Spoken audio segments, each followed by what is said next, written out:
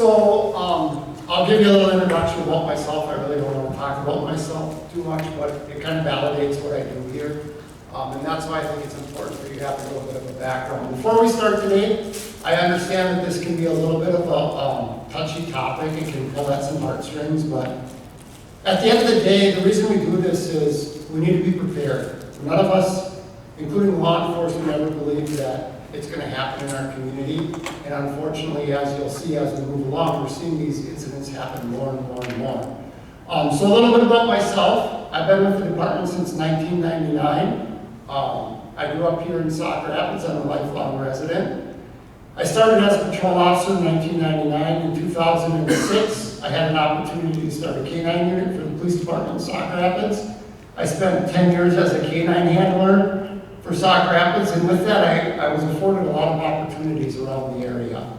In 2008, I was made a member of the St. Cloud Police Department's area SWAT team. I spent about 7 years on the SWAT team. Amongst that, like Jason said, I'm on the fire department. So it always seemed that every time we had to be somewhere, the pager would go and we would get a SWAT call out, and it would interrupt our life. But what that did is it gave me a lot of opportunities to really grow, and not only in my career, but it also allowed me opportunities to learn. So during that time, I was a member of the SWAT team. I have, my chief was very supportive. I was offered a lot of opportunities to become, I guess, a subject matter expert, if you want to call it that, on active shooter and hostile threat. I've been through several federal training platforms. I'm an instructor, and I work part-time for a company called Preferred Response out of St. Cloud. We work with Minnesota Homeland Security. We go all over the state and teach this same type of platform. A little bit about me. I was a terrible student in school. If there was any teachers here from Sacred Hearts Elementary, bless their heart, they probably see me in uniform and go, "Where really?" But anyway, I found my path, I guess. I grew up, a lot of you know my mom, Mary. Mom was a nurse, so she was a caregiver. Dad was a volunteer firefighter. Grandpa was a volunteer firefighter. So I put those two things together, and I'm able to care for people, and I'm able to serve the community, and I'm proud to do that. In these tough times that we've been faced with law enforcement across the state of Minnesota, many of us right here in Sauk Rapids recognize how fortunate we are to work in the culture we work in and the community we work in, so we're very thankful for that. A little bit about my education. Again, I told you I was a terrible student, right? So I chose the route. I went through a couple two-year programs. I went through the Fire Technology and Administration program, and it was my lifelong dream to be a full-time firefighter. Well, back in the 90s, it was kind of difficult to get a job as a full-time firefighter. So I did work for the city of New Ulm as a fire inspector for about a year. Came back here, started working in the jail, went back to school for law enforcement, and then got hired in Sauk Rapids. In 2015, I got another unique opportunity. Northwestern University in Evansville, Illinois, has a 16-week staff and command program for law enforcement. So my chief threw it out there and gave me the offer to go through the program for 16 weeks. I went through the program for 16 weeks for staff and command. And that triggered another thing, and I went back and finished my bachelor's degree. So I have a bachelor's degree in public administration and emergency management.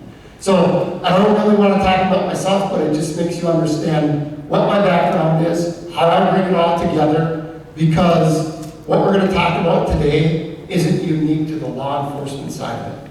What we do as law enforcement is really the fastest part of it. We've implemented it within our fire department here in town, and we've worked very much with the schools to implement this. So some of the things we talk about, I'll talk about what you can do if we're presented with something like that, a couple different options off of federal standards, and things to help make you safe and to recognize things. That's my whole goal here today. And we'll talk about law enforcement and how we got to where we are at today. So, all right, enough about me.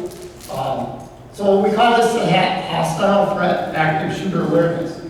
The reason that we changed it to hostile threat is because right here in St. Cloud a few years ago, we had an incident at the mall, or in the had a knife. I responded that night, and you'll see here that most of these people use firearms. However, they can use other things. So this is pretty, it can be used for any type of threat. So that's why we changed it up a little bit to hostile threat. A lot of the statistics I'm going to present in the beginning, I don't mean to bore people with statistics, but I think it's important for us to realize how frequently these things are happening and the importance of being prepared and to be aware of to have some situational awareness. So that's basically my goal here today. We'll talk about that to enhance our participants' knowledge and preparedness, mitigation, response to an active shooter incident.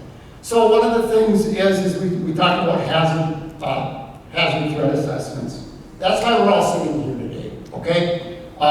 Again, we hope this never ever happens in any of our communities or nobody has to experience any of this.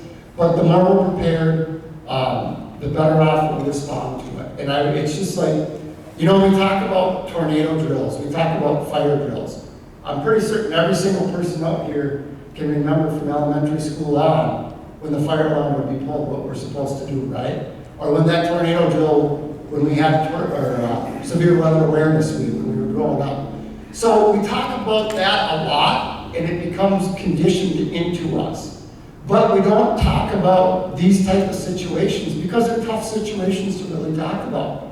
And that's the importance, and I commend you guys for inviting me here today, not only because I have a passion for what I do, but it's a difficult topic sometimes, but it really will help us. And if I can give you each some things and you go home and you tell your spouse or your kids or whomever else about it, they may learn one or two more things that we talked about today that they may not have known. So then we have that ripple effect if they're ever put in this situation. That's kind of the federal standard. They push that a lot is we may only have smaller groups, but you go home and talk to somebody else and we push those things out. So before we start, I'm sorry I don't like microphones, but I'll try to talk into this. Before we start, we always have to define what an active shooter is because the media, I'm not going to get into what the media does and doesn't report accurately, but what we hear a lot from the media is we hear mass killings. That's not necessarily an active shooter incident. They're two separate things. So the media won't put those numbers out, and because it sells the news. Okay, straight up that's what it does. When they put the numbers out, we're talking about straight up a hostile threat type of thing. It doesn't mean anybody that we have any fatalities out of it. So that's what we're talking about here. The FBI defines an active shooter as one or more individuals actively engaged in killing or attempting to kill people in a populated area. In most hostile threat cases, active shooters use firearms, and they really have no pattern for their selection of victims. And a lot of people, a question I get when I come up and do these presentations, you'll see a lot of things through ALICE. If you want to Google what ALICE is, you can certainly Google what ALICE is. I'm a certified instructor through ALICE, and this is ALICE's platform that I use here today. But they'll say, well, what is the profile of one of these people? There isn't one specific profile. We see everything from, random to somebody worked there to somebody was upset with the organization. What you'll find as we go through them is the highest number of these things occur in business type settings. We don't always hear about them. I follow them because of what I do, because I think it's important for me to be aware of them. But we hear about the things that, again, I'm sorry if anybody's media out here, but we hear about things that sell media, right? So we hear about the schools. And rightfully so, I'm not against that. Rightfully so, we hear about that because that's our children. So you'll find that they more often than not happen in business type settings. We just don't always hear about it. So here's a little bit about the statistics. In 1999, I think we can all remember Columbine. That was really the biggest first incident that we were aware of, and that's when the FBI really started tracking these type of statistics. In 1999, I was all of about 21, 22 years old, and I was a brand new rookie cop when this went on. And I looked at how they responded that day, and I really had no idea. Those guys did the best they could do, or those officers really did the best they could do at Columbine that day. There's a lot of documentaries on it, and we've all learned a lot of things from it, and it's very unfortunate, the incident. that has taught us the things that we learn, but we learn how to come up and train people to better react to these type of things. We learned as law enforcement how we're going to respond to these things and how we're going to work with our partners from police or from fire and EMS to effectively save lives. And that's why I'm here today. I'll talk a little bit about what we do, but I'm going to tell you mostly about what you can do if you're ever faced with one of these incidents to save lives, okay? So, with that, in 1999, the FBI started tracking statistics.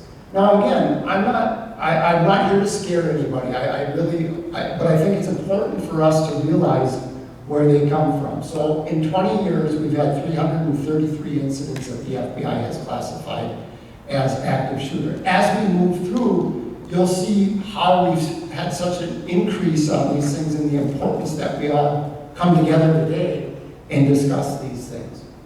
Almost 3,000 casualties, so the casualties aren't necessarily deaths. 345 shooters. So a little bit about the history of these type of things. Early on, we were seeing these people operate alone, okay? Not in a lot of pairs, and that was a critical thing for us as law enforcement as we learned how to respond to these things over the past 20 years. Because if we come in and we're getting information, which I'll talk about if you have to be a 911 caller, that's very important for us, where we send our teams in to help rescue people, okay? We have seen a little bit of an uptick on that. Most of our shooters are males. It doesn't mean that females can't be it. The scary thing for this, okay, so this whole thing is scary for any community. The thing for us as law enforcement as we process this is we've seen an uptick in body-worn armor for these individuals. And where that comes from is in 2009, would anybody here figure out where they could go buy bulletproof vests that I wear? Probably not, right? You couldn't get your hands on one. The internet has done great things for us, but some of the things for us as law enforcement, it's hindered some of our operations. So, we've seen a little bit of an uptick in that. And again, I'm not here to scare anybody. I think it's important for me to put the statistics out there and to put the data out there to understand why we're here and we're talking about this. Here's our total incidents in the United States over the past 20 years. I would just put that up there because we've had 4 in Minnesota. That this is only through 2019. The FBI is behind on their statistics, and of course this year, or since 2020, we've all been faced with a lot of unique things that haven't kept things up to date. We had one right not too far away in Buffalo this year, So we've had 4 over 20 years, that's 1 every 5 years. But look at some of these larger states like California. They've had 42 incidents. So I just kind of put that up there for information. And again, I feel that some of these statistics, I don't want to bore people with statistics, but I don't think that, this is nothing, maybe people follow these things, and it's not that, because of what I do, I really follow these things, and I think that the more we're aware, the safer we can be. So here's the incidents by year. 2017, we had, that was our highest year, but they've stayed pretty consistent. Look down in 2000, and as we go up, so that again, that's why we're here today. That's why I share statistics to show the validity of. It's a tough topic to talk about, but these are happening, unfortunately, more and more, and they're becoming more frequent. Over the 20 years, here's a different type of places we've seen them. If you look down on the end there, it kind of breaks it down into business, right? Closed, open traffic. We've had over 150, so over half, just about half those incidents have been in places we probably all frequent, type of places we all frequent, right? Stores and things like that. Now we're here today, and we're at the church. So there's been 15 in churches. So just I only share that because I think it's important to see where these type of things happen. Of course, we have 44 incidents in schools in pre-K through 12. So, that's a fairly high number, and we hear about those. But a lot of them happen in public spaces, and they're places that people may be in their day-to-day lives. So it's important to know some of this stuff and how to react. I'll get through the statistics here. Like I said, 2019 was our last year. Over on the left is just some raw data. So we used to hear as law enforcement, so what our goal is as law enforcement is when we get on scene is we're going to move to where this is occurring, okay? So if I get someplace first, I'm not waiting for a partner. We're doing rapid intervention. And the hardest part for law enforcement officers that have been through these type of incidents is they have to go by people that are injured, okay? Because we're no good in our rescue operations if we stop and assist people that are injured, because this person is most likely made up their mind that they're going to continue doing this until they're stopped. So if we stop and help folks as we come through the door, our numbers are going to become greater. So that becomes one of the hardest things for law enforcement, and that's why we train. So some of the things I'm going to talk about with you folks today is okay, how do we help? How do we get out? What are the things we can do if we're faced with these type of incidents? Okay? The thing is we saw a high rate of suicide early on with these individuals, but I'm sure you all see that things have changed for us as law enforcement. People really aren't afraid to confront us anymore. So we've seen that rate of suicide with these individuals go down, and they're waiting for law enforcement to confront them. So, and historically, the individuals have pretty much listened to commands with law enforcement. So some of the other unfortunate part of it is some of these individuals that have been interviewed after the fact is they saw what the last one did that got the news media, so they want to outdo the last one, okay? And I mean, that's really unfortunate. That's what their mind, however, they're going through such a crisis in their mind that is what they think. And you know, I did this at another church, and somebody after we got done, they said, have you guys ever thought about trying to talk to these individuals? Great, we're all up on de-escalation training. Let me tell you, we do so much de-escalation training these days. I manage our training for our agency. It's becoming difficult to keep cops working on the road. And I'm not against it. It's just that the training that they mandate for us gives us good tools. But how do we serve our communities out on the street when I have to send annually officers to training? We need to figure something out, you know, to make that all work so we can have those tools, but we can take care of our communities. So the thing with de-escalating these individuals is that if you look at the patterns, and like I said, I went back to school, and I tell that because when I went back to school, I was a non-traditional student, obviously, and a lot of my classes, from ethics to all sorts of other things, I was able to do case studies.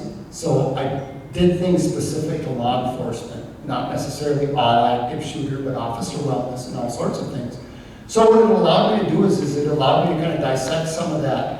What are the patterns of these individuals?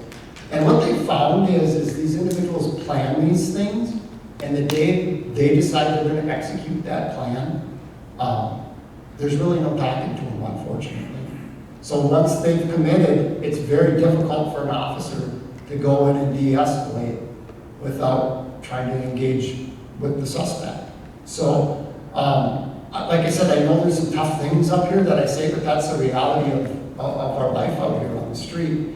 And again, I'm thankful for where I work, you know, I'm thankful for the culture that I work in, but that's the reality. So the de-escalation can be tough, and there has been incidents where there have been students, where there's been a football coach or something that has hollered at them, and for whatever reason, they respected that football coach, and they were a person of authority, so it triggered that brain to say, whoa, I gotta stop right here. So there has been some of those incidents. This is a little blurry, but here's 2019. I just went through overall and then our last. So you can see again, most of them are in commerce, open spaces. Again, that's where we're seeing a lot of these things. You know, we did have two in houses of worship, as the FBI classifies it. But that's really where we're seeing these things, is in open spaces. And you know, again, they always believe that these type of things occur because somebody was upset with somebody. That may or may not be the case. If you ever start to follow these things, a lot of times it is, but sometimes it really, there's nothing specific with where they go. So 99% of the cases involve one shooter. I already kind of talked about that. Again, some of the things I talk about, I apologize if anybody's offended by them, but it's the raw data. Handguns were used by the majority of the shooters. It has changed a little bit. The reason I share that is we talk about preparedness, okay? I don't know how many people out here have much knowledge of guns, and I'm not here to teach you about guns either. That's not my goal. But I do think it's important to understand that with a handgun, these individuals don't have the accuracy they have with long guns. The other thing is they malfunction very, very readily if they don't know what they're doing, okay? So the reason I share that is when we start to talk about the one hide fight, if you've never heard of that, is what it does is when you do these things, it increases our chances of survival. So that's why I shared that about the handgun thing. I'm not here to make anybody or talk about guns with anybody. Approximately 90% of the active shooter incidents last between 5 and 12 minutes.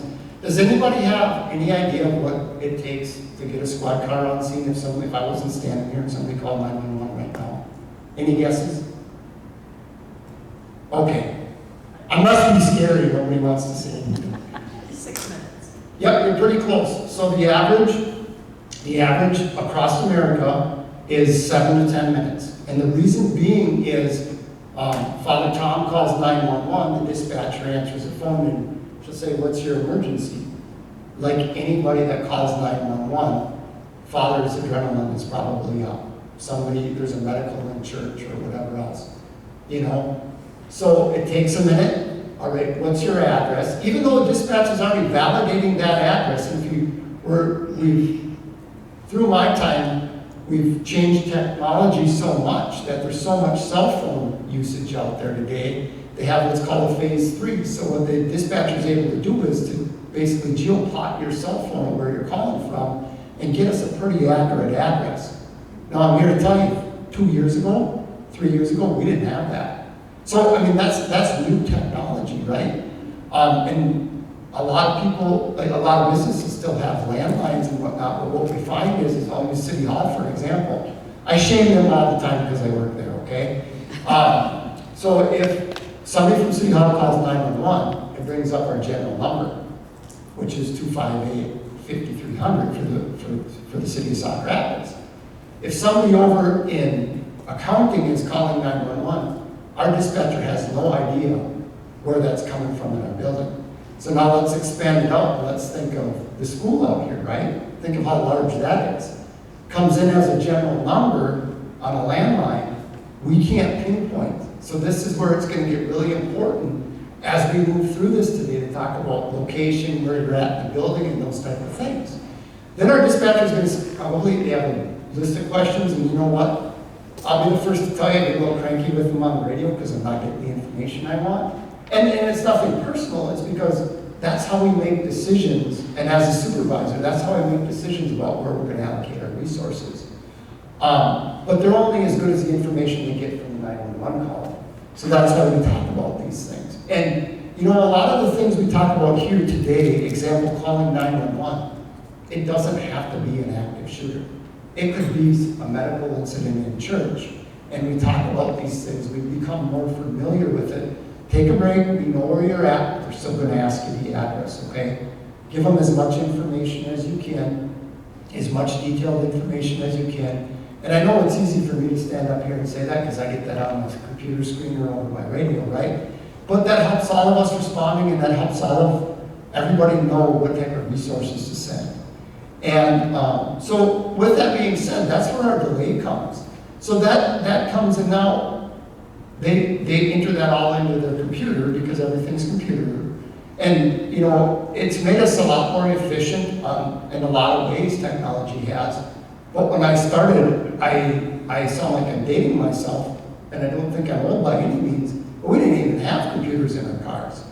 You know, we were on radio dispatch, so we wrote everything everything down on a notepad, address and where we were going, because I didn't have the luxury of opening up and getting all this information real time on my screen.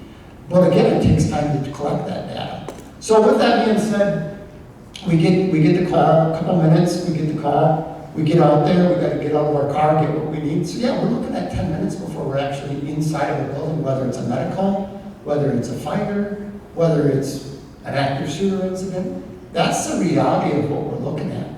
And you know, we've increased our staffing over the past 5 years, but there's some time where there's only 2 of us working. And so what we face with that is if we're on another priority call where we're tied up, where do you think your help's coming from?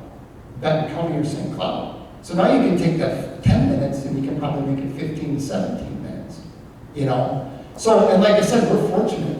We used to work by ourselves all the time. And that was just accepted back then.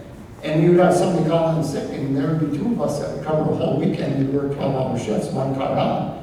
Now think about that. If I'm in the middle of a domestic situation and I have somebody under arrest, and we have another incident going on in our community, somebody's coming from somewhere else, Sartell, St. Cloud, or the county. So that's why it's a little bit of the delay. Most of these type of incidents, I'm going to try to wrap this into some of the other things we do in our day-to-day lives, and not just talk about active shooter, but that's why these incidents, you know, they take us a little bit to get there. We have seen most of them ending before law enforcement gets on scene. There's only about 2 out of the 333 where the shooters are still unknown to this day over the past 20 years.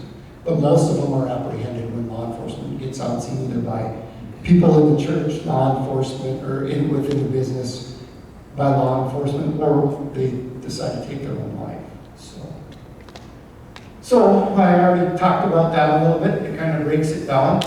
On average, these individuals have about 11 minutes in the building before the first squad gets on scene across the country. Again, you know, you have to figure our response time versus some larger agencies. They may have more officers, but they have no geographical area to cover before they get on scene versus what we have. So I talked about a lot of this, so I don't bore you with that. We talked about a little bit of an emergency action plan, and this is something that I kind of implemented to it because the emergency action plan, I don't know, and I don't need an answer, but if that's anything that the church is thinking about, you can talk about some things for fire. You can talk about things for this type of incident. You can talk about things for weather or whatever else it may be. How you're going to handle your parishioners. What you're going to have your ushers do, identify jobs for them. Now, my friend that owns Preferred Response is a lieutenant with the state patrol that I work for, and he spent a lot of time in Minneapolis, I'm sure you can imagine, over the past year. And he always says a good supervisor is somebody with a plan, but they're willing to deviate from it. And that's the truth in law enforcement. So with an emergency action plan, something to think about is you know, I've talked with other groups is okay, do we talk to our ushers? Do we bring our ushers in and do we say, hey, if Sunday morning during Mass, we get word that we're going to have a tornado moving towards, what are we going to ask our ushers to do? We need them to be the individuals to help us kind of wrangle our people to the right area, right? And it helps identify some of those jobs that way for some sort of accountability. Now I realize that if this incident happened in church, and if I was in church, you wouldn't find me, well, okay. If I was a civilian, I am a civilian, how can I word this the right way?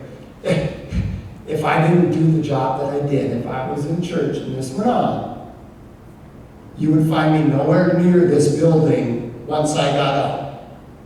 You know what I mean?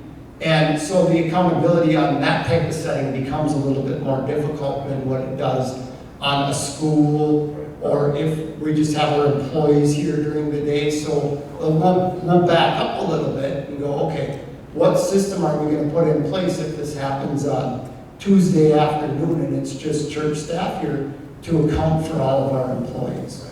So those are things to think about. I think big picture, but sometimes we need to bring it back, right? So those are some of the things to kind of think about as an emergency action plan. You know, how do you evacuate or lock down the business? So I have a question. I don't know. I belong to St. Peter's, and only because my boys went to school there, and it was the right thing for me to do.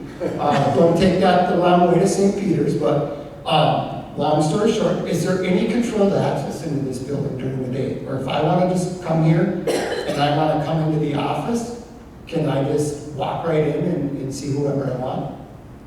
Anybody? Currently, yes, but we are waiting on a company to finalize the electrical part, so we have a buzzer. Okay, perfect. That's what I'm looking for. Because when I walked in today, the first thing I look for, right? I'm not twisted in the head. Don't look at me that way. I'm trying to keep people safe. Okay? So that's the first thing I look for. Do we have a call box?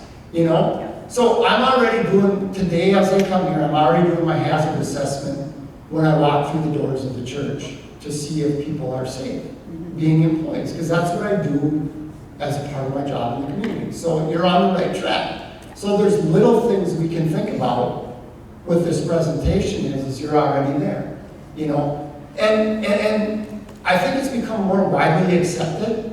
Now I can only speak growing up Catholic, we always knew the church was open and we could go there, right? And I can understand how sometimes that can be a little bit of a difficult thing about how do we accomplish our goal of keeping our staff members safe, but I'm a member, I should be able to walk through here, right? Well, I think it's become a little bit more accepted to the point of people see that when they go to places more often. You know, especially education type and type of thing. So it's become more accepted. So commendable, you're on the right track. So I don't mean to throw anybody under the bus, but that's a very important thing. Now, yeah, of course, Sunday, you're not going to know. That's what the church's purpose is, right? The doors are open, it's the house of worship, or that's where people come to. So that is what it is, but you know, the day-to-day operations, it's very important to think about those things. And I will talk about some things when we get to the barricading part about how to keep people safe, whether it's Tuesday afternoon and staff is here, or whether it's something going on at the church and not everybody gets out. What are we going to do to help keep them safe if they have to barricade themselves, okay?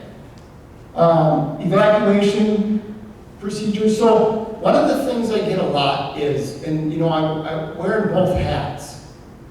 One of the things I get a lot is well, why don't we just pull the fire alarm when one of these things go on? We've tried it. We've tried it in these drills. What becomes the biggest hurdle for us as law enforcement to go ahead and stop that threat is if horns blowing.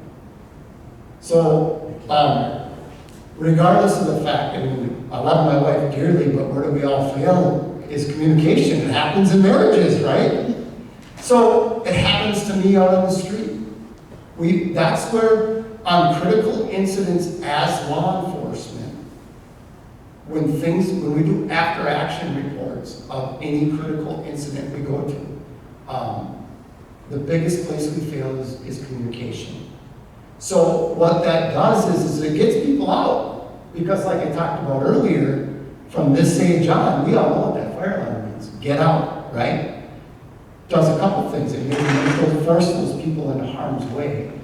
And then when we get here, it hinders our communication abilities. So just something to think about. And you know, like at the schools, some of the things we're faced with is fire doors closed. So now, not to get it deep into the woods and to tactics and what we do, but now we bring a team of cops in, and instead of doors being pinned tight to a wall, now they have to go and they have to clear around every single one of those doors when they go through them to make sure somebody's not on the other side. So those are some of the things that the fire alarm system can do for us, or some of the hindrances that they do for us. Some places to lock down. So after we talk today, I know there's staff here. It's a good discussion to have. I'm always willing to come back and we can talk about some things. But if we have to lock down, has there been anything identified within this building? Nobody needs to answer this, just food for thought. Has there been anything identified within this building where we can lock X number of people down? When we identify that, have our ushers or whomever else been trained to say, hey, this is what we've identified as a safe area, as a lockdown area, okay? And, or maybe 2 or 3 of them. Because then we may or may not know as law enforcement responding, but when we see somebody face to face and things calm down and we know you're safe, a day like today may be a little warm in there, right, in the lockdown area. But when things calm down, if I'm the incident commander and I get the information that I know that there's 30 people safe in the room, that's like the best day of the world of my life right now of the incident, because I know they're safe and they're out of harm's way. We'll get a team to them and we'll get them out of there. But we know they're safe. But it also, if I'm the incident commander sending a team in there, I have an identified area and I know that I can send officers in there in a safe manner to rescue those folks. So just a couple things to think about. Optimal locations, thick walls, solid doors with sufficient barricading, minimal interior windows, and first aid emergency kits. I know I'm not going to talk a whole lot about first aid. I gave up years ago being an EMT because I did enough things in life to try to pull at too many strings, but I still do the tactical medical stuff. And there's real simple things, right? All of our cops. So one of the things we did is all of our cops, I'll try to keep talking to these. All of our cops carry at least one tourniquet on them. And every one of our patrol cars, we have a bag set up, and the fire department knows it because we train. Right now, because we're fortunate, and I work a lot with the other agencies, but we're very fortunate. We're one of the best prepared agencies for these type of things, not because we think it's going to happen here, because we want to help save people. Right now, when our patrol cars roll up, if we roll out our patrol cars up, we have about 50 of these on site right now. And so a little bit about the CAT tourniquet. When I first started, when I went through EMT back in the 90s, we never used these things. It was like, you do not put a tourniquet on anybody, right? So after a lot of our conflicts with Iraq and Afghanistan, they were saving soldiers' lives with tourniquets. So law enforcement has taken a strong draw to that. So bleeding control is really, really one of our major things. And it doesn't have to be a fancy tourniquet. Most people, when they probably come to church, they're probably wearing a belt, right? So it doesn't have to be something fancy like that. It's just something to think about. What we teach our officers is, and the fire department, what I teach them is we're really, really going to save lives if we can just control the bleeding. Okay? That's the number one thing that individuals end up dying from that are involved in these situations. And it doesn't really stop there. It doesn't really stop there. We start to think about severe weather. We start to think about if we have a tornado come through and the type of injuries we see, they're probably blunt force injuries, right? That's what we see. So bleeding control is really one of the number one things.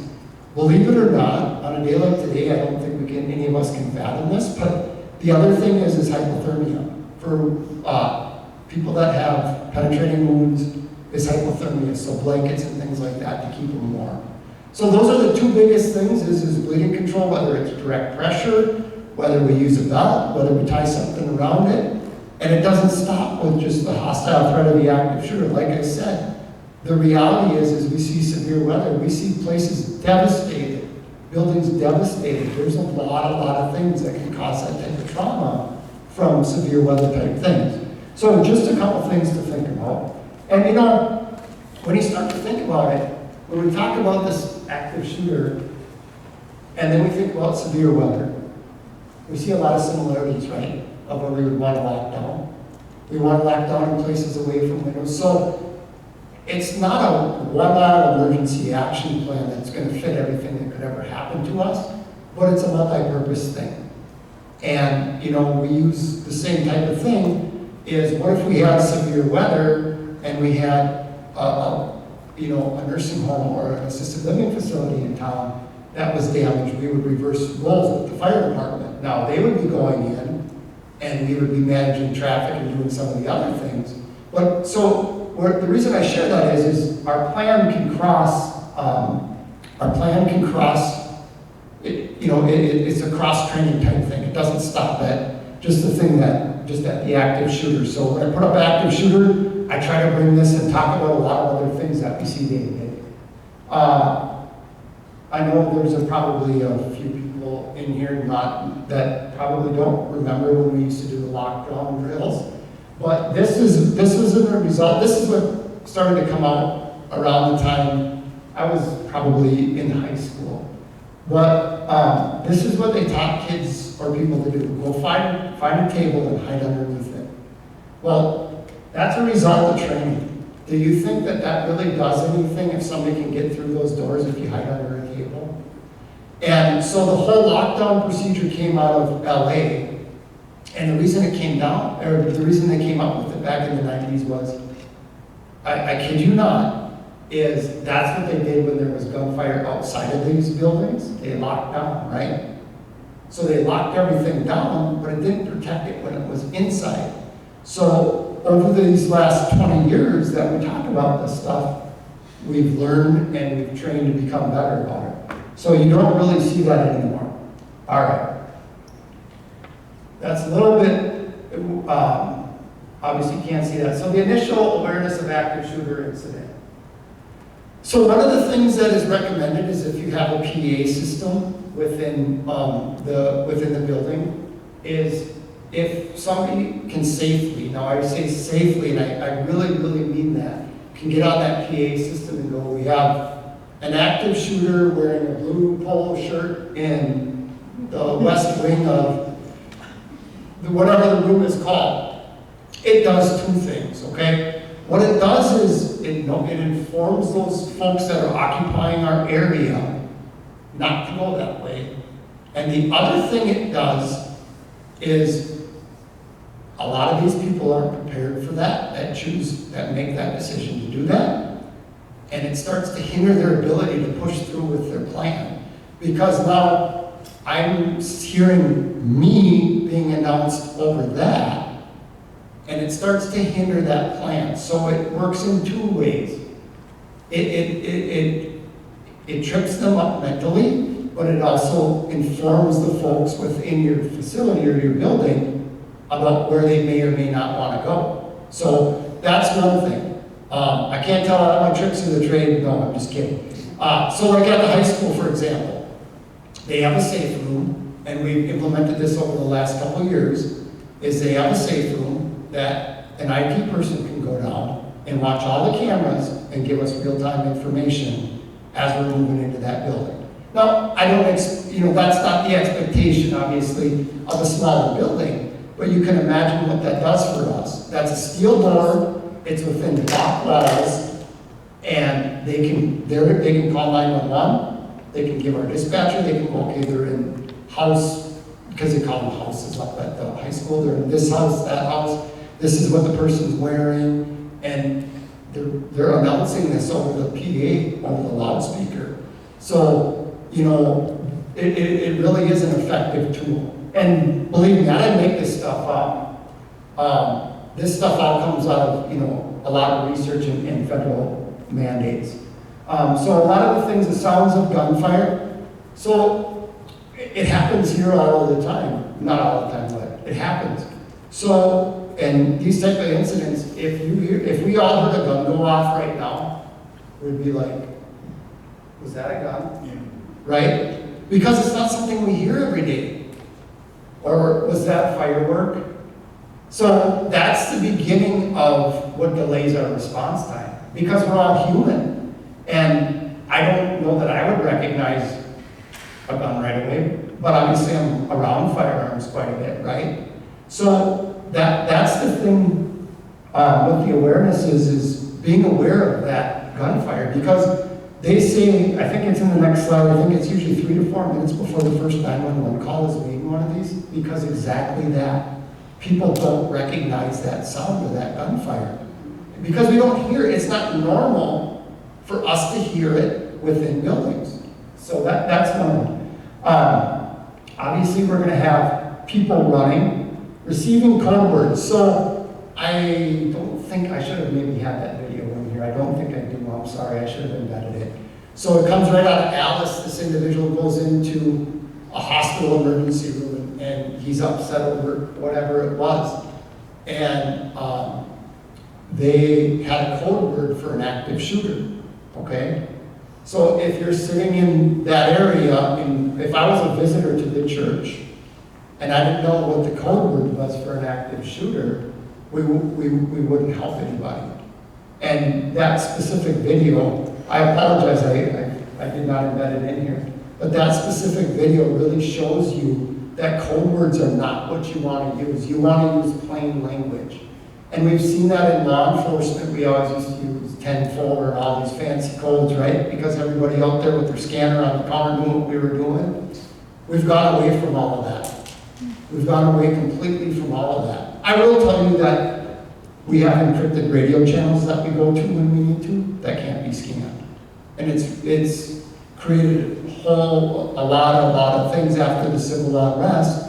Some agencies are straight up unencrypted all the time. And the FCC doesn't like it because that's supposed to be public information.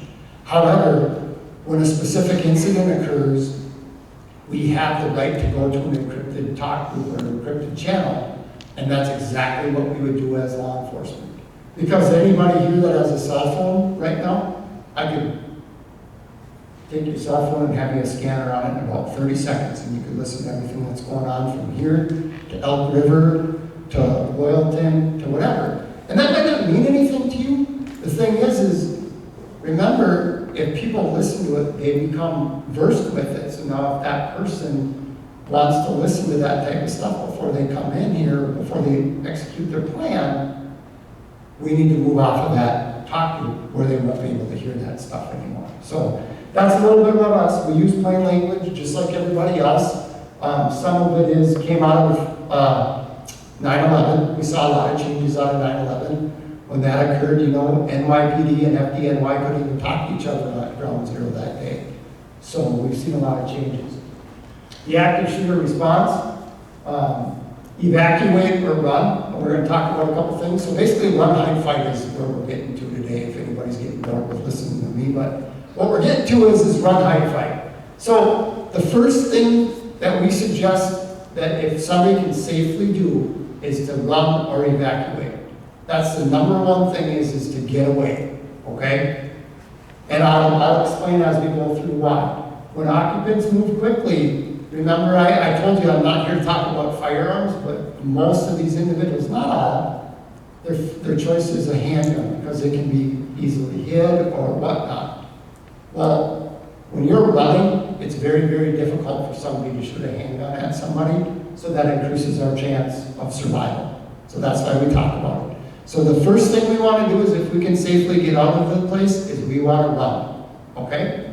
And leave all your belongings behind, have an escape route and a plan in mind. Now that works for businesses where I come to work every day and I know this is my office or whatever. I realize that doesn't always happen at Sunday Mass, right?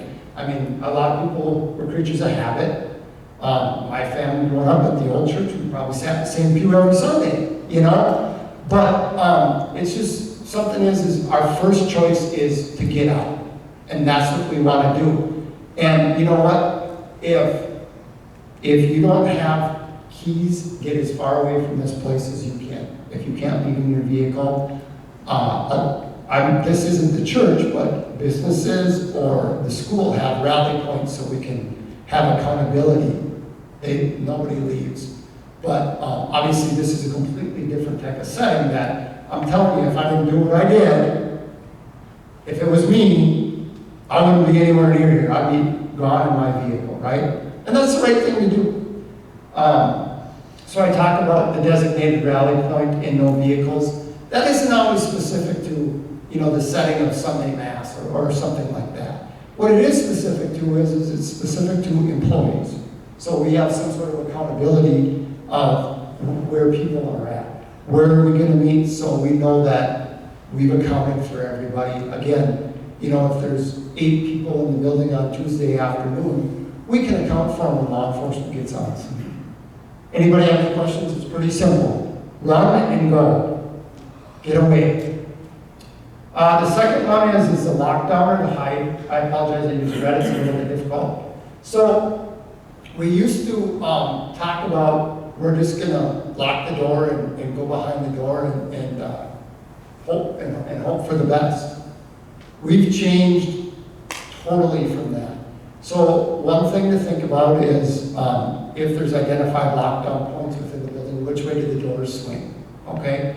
A lot of these commercial type buildings have the closer up on the top. It's amazing when you wrap a leather belt around that closer, very tight, how difficult it is to get that door open. Or a lot of them have leather locks on. It's amazing when you can find something to put that leather belt around that leather lock if the door swings the right way and secure that door. Because the thing of it is these people are not going to spend time trying to breach a door. If it's open, they're coming in. If they have to put any effort into getting into that room, they're not going to do it. They're going to move on to the next one. So, you know, tables work great. There's a few pictures in here. Tables work great. You know, like I said, first aid supplies are always a good thought because they can be used for multiple things. And I don't mean some big elaborate first aid kit with 50 tourniquets. We already all talked about something we can use for a tourniquet. Anything just to think about those type of things, pressure and pressure type bandages. So the barricading is a huge thing. Like I talked about the lockdown procedure that we all were taught years ago, we never talked about barricading. We talked about locking the door. One thing is Jason was just here. So every 2 years we test our fire hose. Well, some of that hose burst. Do you want to know what fits great on those door closers? Is a piece of 2.5-inch canvas fire hose, and it makes that door so it can't open up. And so those are things, you know, to think about for barricading. And I'm not here to scare anybody. I'm here to give people ideas to think about things, right? So when you do go into a room, as many things as you can stack against that door in commercial properties, we have a lot of solid core doors, but as many things as you can stack in that door and as far away from that door that you can get your group of people is what our goal is. And we will get to that group of people eventually. It may be a long time before we do, but we will get to that group of people. And you know, some people go, well, how do I know that the shooter doesn't know my plan or know the business's plan, right? So they've been teaching this for about 15 years, and the thing is once these people start to carry this out, they don't forward think that much, okay? And, you know, it's not to say nothing's 100%, like I tell people other than my attendance at work last year. But nothing's 100%, you know? And it's just ideas to help keep people safe. So really start thinking about as we move around, especially whether it's staff or people that are in the building every day, is if I'm faced with something, what can we can look around and we have a lot of things that can barricade doors in this room, right? And excuse me, if you can't get out safely, again, number one, we want people to evacuate. That's what we want people to do, because the less people we have to go around coming through, the better off we are. But we realize that might not always be a reality. So what people need to do is they need to think about, you know, we talked about it today, what am I going to do to barricade that door up? What am I going to use to barricade that door up? What am I going to use to help keep us safe in there? So here's a couple different kinds of doors. You know, we've seen a lot. Obviously, there's things we need to think about. Windows, doors with windows in, to be as far away from those type of things. You know, at City Hall, and I pick on City Hall all the time, so bear with me. If you have anybody that works up there, I apologize up front. But at City Hall, it drove me crazy for the past 5 years. Anybody could come into City Hall, and I realized I want to be personable with people as well. And the administrative assistant sat up at the front desk, and there was nothing that blocked anybody from walking in those doors and stepping over that counter and making their way into City Hall. So they do now have some glass up, and obviously it needs to be, I'm not saying bulletproof glass, because obviously firearms will penetrate the glass, but the whole thing is to slow people down to get that early warning out, right? So it's like, okay, if we have somebody Like there, people can walk in every day.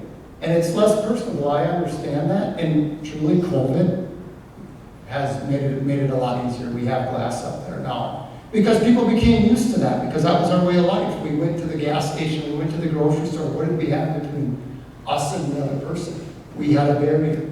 So we do. But the other thing, I'll go back to City Hall and pick on them, because I like to pick on them a little bit, is you know what they do during the day? So over at City Hall, they'll have whoever's in the station that they like to talk to. So when something's going on at City Hall and we have 3 squads out on the road, do you think they call out into the dispatch, which is dispatched out of Foley to get a squad there for help? No, they'll pick up and they'll dial my chief's extension and see if he's in the office. So what they've done, instead of calling in when they have an emergency to get squads dispatched, is they've created themselves a habit to call one of the officers who's in the station. What happens if that officer isn't in the station that day? Right? Because let me tell you, when the calls go out over our airwaves, when it's a hot call, we're getting everybody that we can. I was working, it was about, when the plane crashed, I was working that night. I'd never seen so much help from law enforcement. You know, I didn't have to ask for it. I was a supervisor working that night, and I've never seen so much help from law enforcement. And we have relationships, and that day, one of the sergeants from St. Cloud came up and said, "What do you need me to do?" I said, "Can you do this for me, and I'll do that." And it worked. We didn't do everything right, perfect. I don't think that, but things went well, okay? So that goes back to the communication thing. So again, when we start to think of things, and you know, I don't know how it is here, but if there's a problem here and you think you're going to need law enforcement, call us. That's what we're here for, okay? Maybe if you have another plan to call another employee in the building first. I don't want to say you're wasting time, but you're slowing our response down for things. So, you know, that's why I pick on City Hall, because it happens daily. And I mean, it's okay. And I don't think I'm any better. I'm trying to keep people safe. You know, that's my goal, so. Right here, glass can be defeated. I have school shootings up here. All of these school buildings, that's how the individual got in. They shot out a glass door. 2 of them right here in Minnesota. Okay? The one in Hastings, the individual never got his gun jammed when he used the shotgun to breach the glass door. And there was a school resource officer that was able to take him into custody. But just, you know, glass can be defeated. So we all like the light and we all like glass, but just things to think about. Where we're at in the building, where in those type of things. So that's why I share that. Here's some ideas, right? I know we're all adults here and whatever, but here's some ideas of good but not great. But I don't care what it is. Barricade that door up. If you find yourself that you have to stay somewhere, barricade that door up. And those folks that are in this building a lot, think about those things. Think about, what can I put in front of my door? Do I have a window? What type of heavy object can I put in front of that door? It really sounds silly, but these little furniture movers that you really don't see if they're up underneath things that can be pushed, they're about what, less than $5? And again, I hope nobody ever needs to move that stuff, but that's fairly cheap that 1 or 2 people can push a large object in front of a door to protect them. And if we can protect somebody from being injured or even further being killed, you know, that's just something to think about. In a lot of places, these things tug at our heartstrings. We don't want to talk about them. But when we talk about them, a piece of fire hose, a ratchet strap on a belt, on closers, $5 furniture movers over underneath the heaviest file cabinet that we did on a hot summer day. We took 30 minutes and we got everybody set up in the building, could save a life. So just something to think about. And I'm always open if anybody has any other ideas, because I'll steal them and I'll take them somewhere else. You know, one thing I saw which was kind of unique is at a school, a teacher in a training had put a chair in the door and used it so the door couldn't be pulled open. And it was the metal leg, right? So, I mean, just simple things like that. Just things to think about. This was the Kent State, this was an actual photo from the FBI. You can see what the students did at Kent State. They put a table up there. I used red in the sunlight, but you can see where they just tied a rope, a simple rope, and they just tied off. And that might look like it's pretty elaborate, but I'm pretty certain if 2 or 3 minds come together, that would be done fairly quickly, right? Extension cords. I see one right there. Anybody ever try to pull one of those extension cords apart? they're one of the greatest things, and where would you think we're probably going to lock down? Most likely some sort of storage area that doesn't have anything. Most likely we would find an extension cord in there that we could secure that door with or secure that closer from opening it. And they're very, very difficult to break. And again, remember I said these individuals, they're not going to spend time trying to breach a door. They're going for the path of least resistance. So, make it hard to open. You can see there's just like a belt or something up there. Can everybody see the picture on the left? And we see those commercial closers, or we see those closers in commercial properties a lot. Panic bars with those are a lot in a lot of the older buildings, but it doesn't have to be a 2x4. So just really simple things. It doesn't have to be, nobody has to run out and buy things. Nobody has to, it just gets our mind thinking of things we have every day that we use if we're ever faced with this situation. When you make that 911 call, or when we talk about inform, I kind of hit up on that a little bit. Your continuation of initial alert. So, something, we have an active shooter in the West Wing, we have an active shooter in the West Wing, wearing whatever it may be, continue. Now, I don't want somebody to put themselves in harm's way to make that continued alert. Because like I said earlier, it does 2 things. It messes with them mentally, and it informs all of our people to be safer. A lot of the what, when, what, where, when, how, and who, we use that all the time in law enforcement. All of our police reports, if you've ever read a police report, they're all based on that, right? Nothing you say is something the aggressor doesn't already know. So that's why I talk about these continued alerts, right? They already know these things, and they already know everything you're saying, and what you're doing is you're putting out that early warning system. I talked about it helps decide an evacuation route, and it decides on whether or not I'm going to lock down or I'm going to evacuate. Okay? And here's some different methods of doing that. We talked about that. PA system, phone system, radios. Here's pretty elaborate. I talked about this up at the school. We've made leaps and bounds up there, and we've identified a safe room, and we've tried some other projects. We've tried to stream them. We can actually stream the cameras right into what we would identify as our command post there. But you have to remember that most of these incidents are really done by the time we have those things established as law enforcement. And we were really good as law enforcement about responding and neutralizing the threat. What we were really poor about until the last few years is what we call a rescue task force and about saving lives. And we've gotten much better about it. And that's really, so what I teach through Homeland Security is the rescue task force concept of it, of how we go in, we make ourselves an area where we're going to treat our patients and we're going to control the bleeding and get them out of there. So, okay, so again, I apologize, that's red. So the last thing we're going to kind of talk about is the fight part of it. We always, and I don't know, but I always get in groups, people say, well, what about a permit to carry? What if I have a permit to carry, right?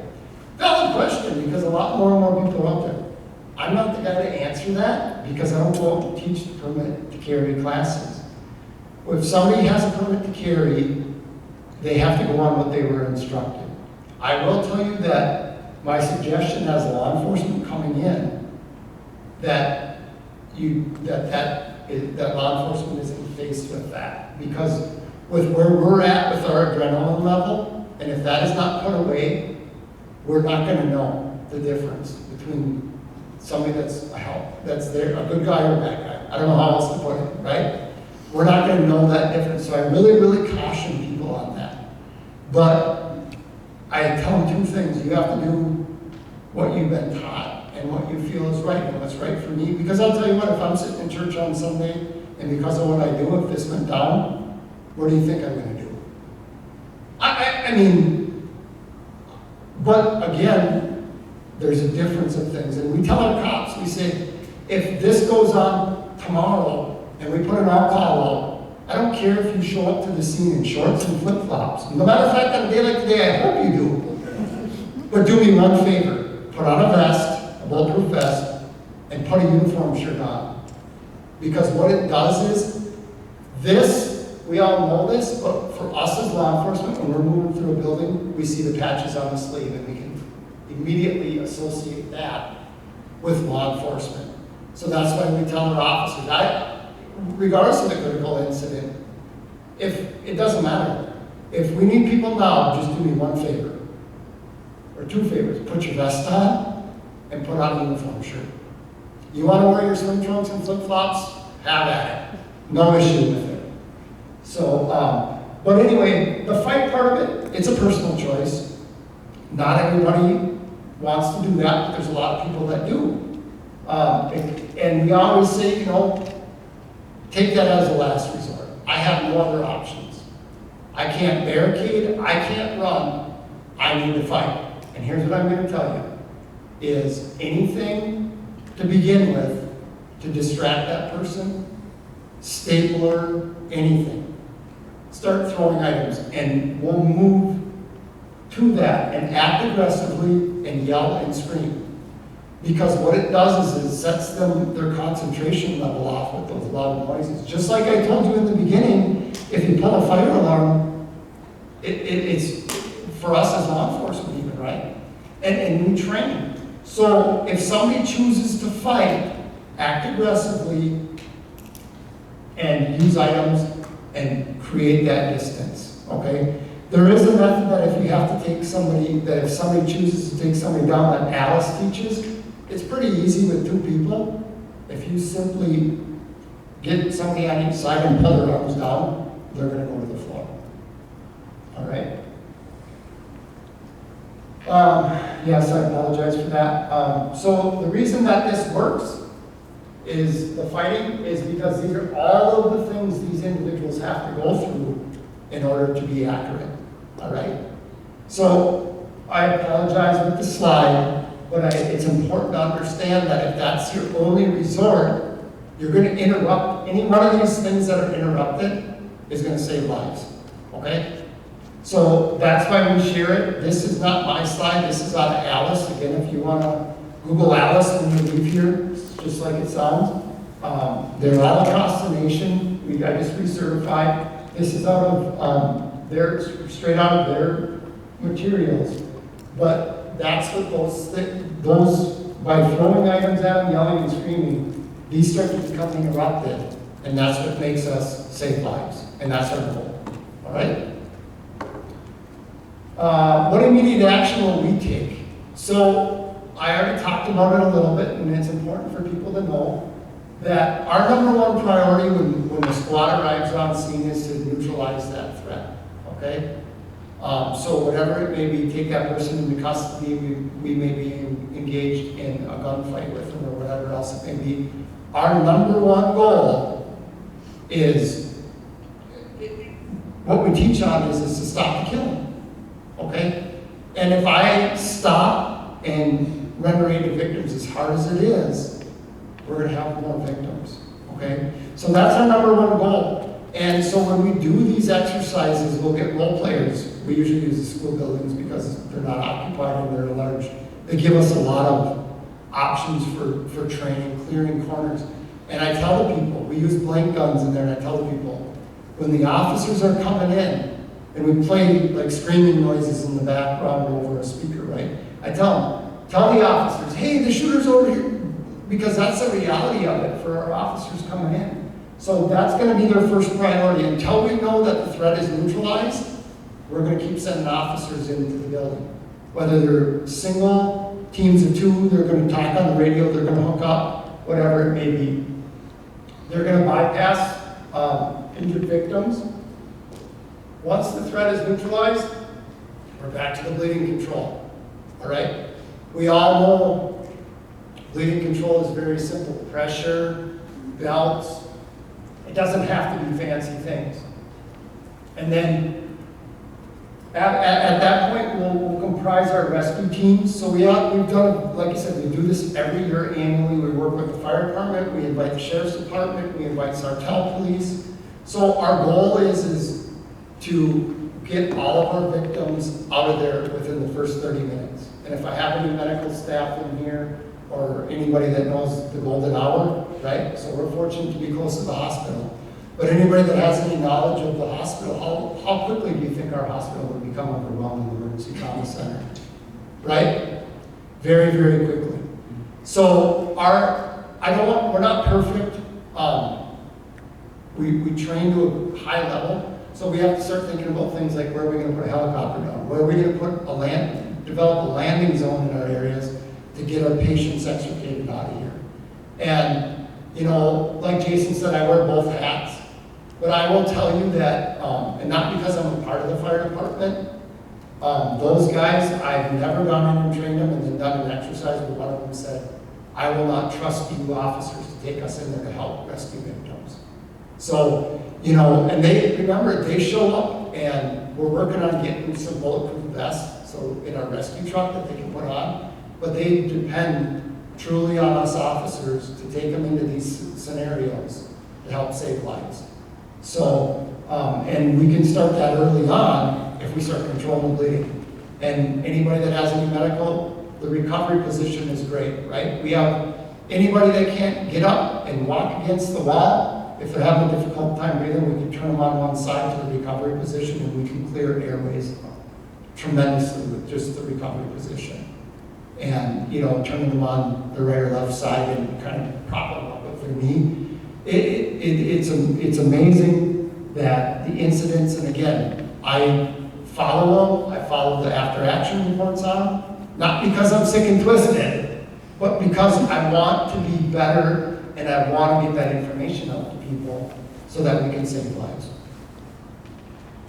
How should we react when officers show up? So I'm going to tell you, there's going to be a lot of fast-paced things going on. Okay? Anything you have in your hands, put them down. The best thing for us is you have to remember that we start to lose some of our visual when our adrenaline goes up. Put your hands up and spread your fingers apart. Sorry. And spread your fingers apart. Because it shows us that there's absolutely nothing in our hands because it's not normal for our fingers to be spread apart, right? And they don't have to be way up here, I get it. If we can see the hands and the fingers are spread apart, that helps us tremendously know. The other thing it does, not necessarily in the winter, but the other thing it does when we put our hands up, what does it do? It pulls our shirts up or whatever. We can see that waistline on people, right? So we can know if there's any other weapons or anything else. So it's a benefit to us. Avoid quick movements, avoid pointing, screaming, or yelling. Okay, that sounds really good up on a PowerPoint. But when the adrenaline's going and we're faced with things, we all know it's not going to happen. Okay? Try to refrain from asking for help or direction because we all want to help people. When people ask us for help, we find ourselves in the middle of something and somebody comes around and says, hey, somebody's injured over here. We're like, hold on a minute, we'll be back to you, and we go over here. Well, what it does for us is we're human beings, we're not robots. So what it does for us is we trigger that, right? We think we gotta go help, and I don't expect anybody not to ask for help in one of these situations. But if we think about it on the forefront, we think, okay, my goal is to get out. You heard a shortened version of what our plan is as law enforcement to rescue victims and to save lives. They're gonna do it, all right? So that's why. Proceed in which the direction from the officers are coming from. Does anybody have any idea why we would tell you if we come in the front doors, we probably want you to go that way? Yeah, we're probably gonna have a little bit of a traffic jam, go ahead. Because you've cleared the area behind You got it. Because we're not gonna pass by any threats. So if you see us come in this door, go out that door, all right? And that's what it does, because anything that we've encountered, we're gonna neutralize that threat before we get to you. So it's pretty safe to say, not that somebody can't pop out from somewhere else, but it's pretty safe to say that there wasn't any immediate threat in that area. So there's a couple little takeaways from that. When you call 911, I think I've kind of beat this up a little bit. The number of shooters, the location, physical description, if you know anything about the firearms that they're carrying, if they have a handgun or a rifle, because what that does for us is it gives us a lot of good information. It's going to tell me probably what I'm going to grab out of my squad car when I deploy, okay? When I get on scene and I deploy, although statistics show that most officers, we carry 2 types of weapons with us all the time. Most of it, when the calls come in, they take what they have on the belt. Because they just don't take the time to think of, we carry rifles which are much more accurate for us, but officers don't grab them because in the heat of the call. But that could help for maybe not the first-in officers, but let's say, a lot of these incidents don't last. A lot of them are over before the first squad gets on scene or have come too close to being the conclusion, but that gives us the ability to know that. And one thing is, I don't know, so if you can say there's 20 victims down, I don't expect anybody to go 1, 2, 3, 4, 5, right? But what it does for us is A, it helps us get an early warning for our resources we need here. Because on any given day, we have anywhere, for the whole St. Cloud area, there's anywhere from 3 to 6 ambulances available if they're not busy. So you can imagine how fast that would get overwhelmed if we had an incident. So if somebody can say, we have 20 people down, I would rather it be too many or more than one, or you're getting what I'm saying here. Then what you report is more than what's actually down, because we can save lives. We can get the resources there because we can start pulling in from other places. So the physical description, where they're at, and the possible number of victims we have. And if you see a handgun or whatever, if you can identify that, those are 4 things that are important. The first 3 are the top 3 because we can get in that building, get there quickly, and get resources here to save lives. All right? All right, we're getting just about to the end. This is the end. The lack of preparedness leads to poor response and violent critical incidents. Become aware of your surroundings and formulate a plan to evacuate, lock down, and use the counter strategies. Training and exercising your plan is the key to survival. So I know I kind of threw a lot of information out there, but we're, like I said, this is the first time I've been here. I know our office hasn't had anybody here, but it started today.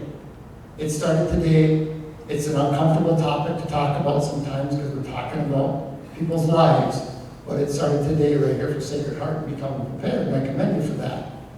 So that's moving forward. I threw out just some simple ideas because we can only take so much as human beings, even with staff, about, or if we're sitting in church on Sunday, about 1 or 2 things. If we can take away 1 thing from today that somebody could do, I guarantee you we're going to save lives. And that's what the goal of what I do is. So, any questions? Yes, sir.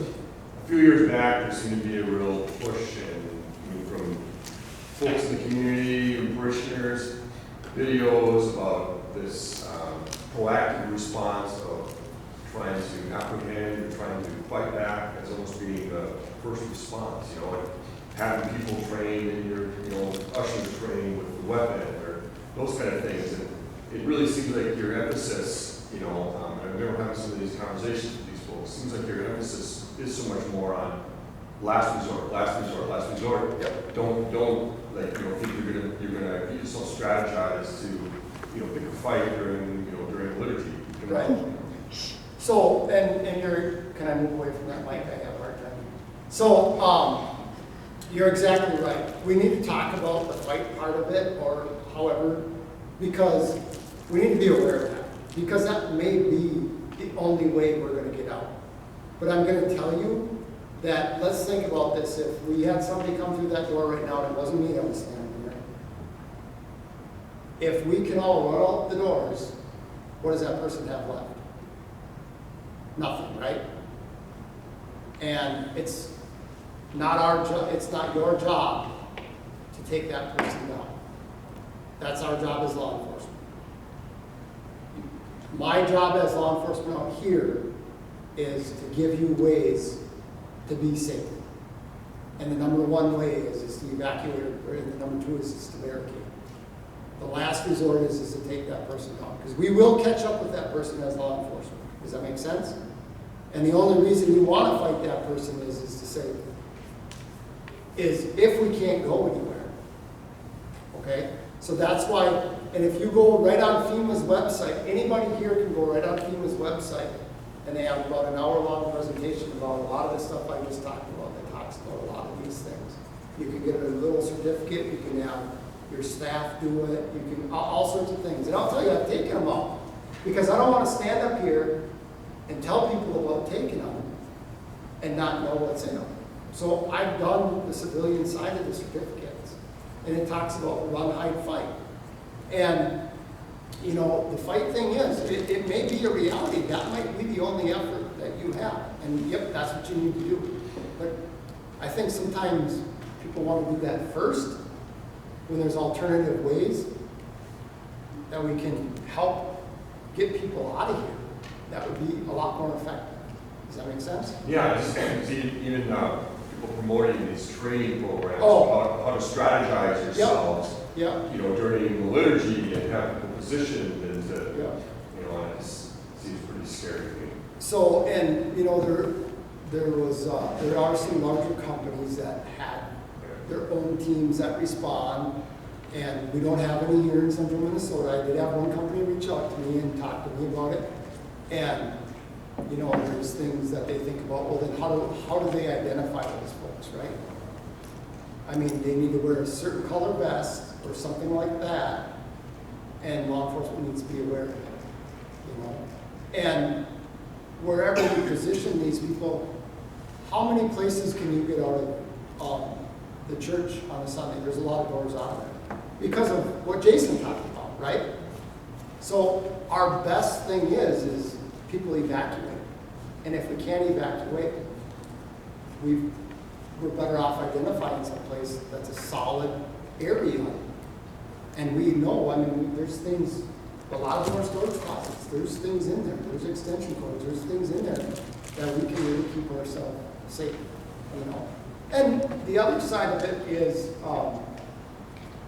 you know, however people want to become prepared, a life is a life, okay? And if somebody is forced with having to take a life based on a circumstance, there's a lot of things that go forward with that. And is that what I don't want to say promote, but we really need to think about that, you know? We think about it as law enforcement a lot. And we decided, I mean, that might be something we're faced with, okay? But we're also human beings. And we train and we go to trainings and all these other things, but now we start to think about those, you know, they start to think, not here, but they're promoting these things, but I don't think they're thinking about the long term of it, of what we do and where it's at. So, for what it's worth, that's how I process through that. So, any other questions? Anything? And really, if you have any questions about our police department, our staff, you just have seen enough from me and you want to go home. But it really, I mean, this is something to talk about. Again, it's a hard topic, but anything you want to know about the Sauk Rapids Police Department, anything else, certainly ask a question that you want to know. You know, I mean, if there's anything else you'd like to know about our agency or anything, ask away. It doesn't have to be related to what we just talked about, because I put a lot of information out there today. But, I mean, I'm here. It happens to be we have extra staff on today because we work 10-hour shifts, so it's a double update. So any question, anything you ever want to know about our police department, fire away. Yes, sir. I want to say thank you very much. This is really excellent.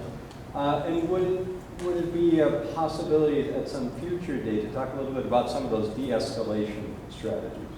We were in this room about a month ago with the clergy talking about some mental health issues. And you see a lot of people increasingly with troubled and troubling behavior. They're not violent, Right. but we don't know Right. what they're capable of.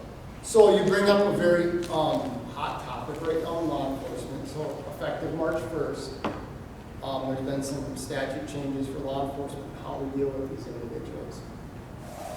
I'm here to tell you that I wish we had more resources for them because we have very minimal resources as law enforcement for them. We have a couple options.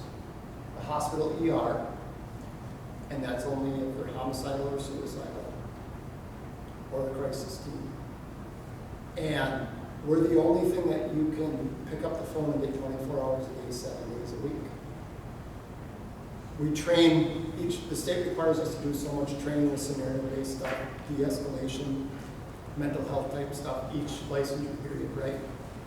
But what we're faced with now is not all, you're right, not a lot of them are violent, but some of them are. So what do you think this does? Escalates it, right? They've done nothing criminal, but there's no other resource to turn to other than law enforcement. And we get there, and the people that are called, maybe it's family, whatever, are frustrated with us because we have minimal things to offer them. Well, they need to go to the hospital. Well, they haven't done anything that fits the parameters. It's not against the law to have mental illness and maybe choose not to take your medication or do the things you need to do. And we're the only thing that's forced in. So I'll tell you, from our response, we've taken a real step back. I talked about I was on the SWAT team for several years. You know what used to happen when somebody was in their house alone and had a gun and was suicidal? Page out, page out. One year we went on 47 page outs back in Page out. for the SWAT team. What is that? What do you mean So by we page? would get called in with our high risk entry team because this person was alone in their house and wanted to harm themselves. Nobody else was there. But so what happens is a lot of things we've seen is we push them to somewhere because that's how we handle it. Listen, I went through the door with these individuals, but that's how we were taught to handle it. We've taken a step back from all of this now, and if there's nobody else in harm's way, we'll call them on the phone, we'll offer them some resources, we have some cards printed, we'll say, can we drop it at your door? Do you have a cell phone? Can we text you a copy of this card for resource number? Now, I know that's a little different than in the setting here, right? But we just don't have a ton of resources. And I'm here to say, I would promote having somebody with mental health available. I mean, I'll be the first to tell you, I'll give you my opinion. I'm a bold person. Joyce, you know that from Little on. I would love it if our state would say, okay, we're going to break the state down. Not to get into politics, I'm not talking politics. We break the state down into regional zones, and we're going to identify these crisis response teams. St. Cloud metro area, 24 hours a day, 7 days a week, we're going to have somebody staff. Law enforcement gets that call at midnight at Sacred Heart Church. There's an individual on the front sidewalk that's in mental health crisis, right? I can bring these folks that's what they specialize in. Like, I'll sit and visit with somebody for 2 hours, but if there's 2 of us on, at some point we have to make a decision where we're going to go. And the other side of it is now, let's say you're over at your house and this person has come. Now, we don't have the suicidal homicidal, but what type of crisis are they in, and what, I don't want to say threat, but how is that going to affect our community, right? But they've done nothing wrong. And we're faced with it daily. I mean, all this is public information that I'm going to tell you right now. Sunday morning, we get a report of a body laying behind El Oro, downtown. We go down there, and it was an individual that was in a mental health crisis. He was not happy with us. I don't know how else to put it, right? And we were just trying to talk to him calmly. Can we offer you any resources? anything else, and eventually we stepped away and he walked away, and he went on into the community. And I wish I could do something. We can't force it. It's like an alcoholic, right? We can't force them to get the treatment they need. But when they create a certain level of, people become aware of them because of their actions, we're the only people to call. You know? And it truly, right now, with everything that's happened over the past year, whatever with law enforcement, and yep, we need to grow as law enforcement. We need to change, but we need somebody. How are we going to accomplish these goals? You know, I mean, I can tell you, we have 2 officers on in the evening, and one of our highest number of arrest calls is domestic assaults. Okay, when we have a domestic assault call come in, that takes both of our officers off the street anywhere from 2 to 4 hours, depending upon the nature of it. And there's nobody else left to respond. If we make an arrest, that means we have to go to full wait. We wait on scene, and I promote all this. We wait on scene for somebody from Anne Marie's, which is a great resource. They're great people, bless their heart, but they don't want to sit at somebody unknown house without a squad there. They go in and help because, again, there's something where early intervention is important. That victim, we need to intervene early with that victim to get them the resources they need to get them out of that type of situation. So we have to leave a squad there at 7 o'clock on a Saturday night. If that call comes in, we're out. You know, yeah, we'll call people in early from home and whatnot if we know we're going to be tied up, but that also takes time too. So I don't know if I really answered your question. I don't want to be on a soapbox, but that's really the reality of what we face day to day out in the street. And I've heard, many agencies say the same Yep. struggle that they have, Yep. the limited resources. And even so, more so for us, who would we call? The first thing that we think of is law enforcement. And I'm not telling you not to call law enforcement, No, I right? understood. But Yep. Because we do go through training, and there's not one officer on our department that won't come out and give it their best effort to absolutely. get that person the help they need. And 1 minute, and we don't want to criminalize these people. Right. And that's what's got us to this point, because we've had no other options, and we're getting call after call after call. So what do you think happens? Well, we're just going to take them to jail for disorderly conduct because we take care of the problem for tonight. Right. I mean, I'm a realist about it. I've done it myself because we have nothing else. I'm not saying it's all okay, but where do we go? So, yes, ma'am. I was just gonna ask, like, if you have a family, for Sauk Rapids or any of the areas around here, but mostly Sauk Rapids, if you have a family member who does have a mental health issue or has a different disability that isn't necessarily a mental health issue, but is there a way to specify with you so that you are aware when you're coming to the house what you're dealing with? So, right, we don't have, so I'll tell you, we have nothing right now other than to let the dispatcher know, okay? And that'll come up on the officer's screen, okay? There is an app that was in a trial period in Wade Park. Actually, Janae Hartol, the retired Minneapolis chief, she's the president of the company. So as a family member, you could have this app and it would alert law enforcement to certain type of things. I mean, whether it be autism or, because, listen, I've learned a ton. We're used to looking people in the eye when we talk to them. Well, you go to somebody that's an autistic individual, they can't, that creates heightened things when you try to look somebody in the eye, right? So there is an app, but currently we don't have anything in place, and these are some of the things we're trying to work through to better connect. And, I think a lot of this, like I said, since March has become more of a reality for law enforcement about how are we going to manage moving forward, for some of this early warning stuff so we know. Does that answer your question?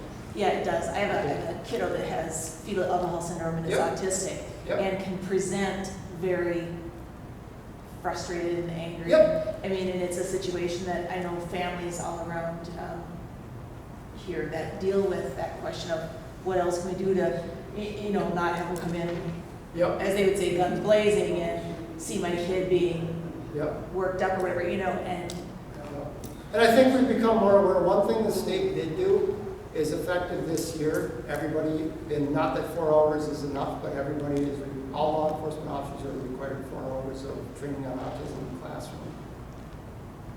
So that was new out of the police reform bill as well. On top of the other things, so we do implicit bias, we do de-escalation, we do mental health, and then 4 hours of autism, classroom autism training. So it has to be approved by, a state approved by the police board, the 4 hours for a licensure period. And some of that's come out of incidents because officers didn't have anything. 4 hours probably isn't enough, I agree, right? But at least we try to get a better understanding of it, you know? And right now, prior to this, our department was all required to do, and again, it's not a lot, but we're trying, was a 1 hour training session on specific dealing with people with autism. So, and that wasn't state mandate, that was just something we chose to do as an agency. And that was through our post license and whatnot. So, you know, and like I said earlier, the difficult thing for us is so many things are mandated. And I mean, we're fortunate, we're not considered a small agency by state standard or by the standards across the nation. I mean, can you imagine some agencies that are even smaller than ours? How do you balance all this stuff every day? And yet effectively serve your community? And I'm not here complaining. I mean, I just think that people need to understand that we're all for it. We all support it, you know, and we want to find a better way to do things. So, all right. Well, if there's no other questions, thanks for having me. Sorry if anybody was bored, but maybe I forced you into your afternoon nap. And at any rate, I appreciate coming out. I have a lot of passion for the community. Like I said, I've lived here my whole life, and I have a lot of passion for the community. I don't know it all. I learn things every day, but I like to share what I have learned and have the opportunities to learn over the years. So, all right. Thank you. Thank you.